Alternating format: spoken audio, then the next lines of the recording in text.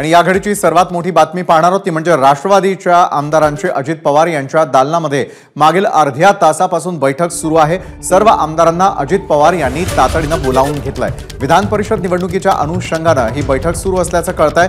मतांचा राष्ट्रवादीचा कोटा निश्चित करण्याबाबतची बैठक असल्याची सूत्रांनी माहिती दिलेली आहे। निलेश बुधावले आपले प्रतिनिधी या संदर्भात अधिक माहिती आपल्यापर्यंत पोहोचवतायत। निलेश, राष्ट्रवादीच्या आमदारांचे अजित पवारांच्या दालनातील बैठक गेल्या अर्ध्या तासापासून सुरू आहे। कुठल्या महत्त्वाच्या मुद्द्यांवरती चर्चा सुरू असावी?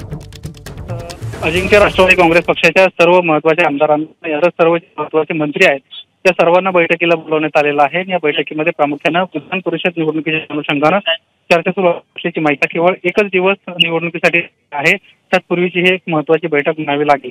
या निवडणुकीमध्ये सध्या पाहायला गेलं तर अजित पवारांकडे स्वतःचे 40 आमदार आहेत, तर इतर 6 आणखी मतं त्यांना जुळवण्याची गरज आहे। त्यामुळे तो मतांचा कोटा आपण कसा पूर्ण करणार या संदर्भातली चर्चा सुरू असल्याची माहिती आहे। सध्या या निवडणुकीसाठी 23 मतांचा कोटा निश्चित करण्यात आलेला आहे। मात्र प्रत्येक उमेदवार जो आहे तो मतांचा कोटा स्वतःसाठी वाढवून घेऊ शकतो, त्यामुळे अधिकची मतं कशी जुळवायची या संदर्भातली या बैठकीमध्ये चर्चा सुरू असल्याची माहिती विश्वसनीय सूत्रांनी दिली आहे।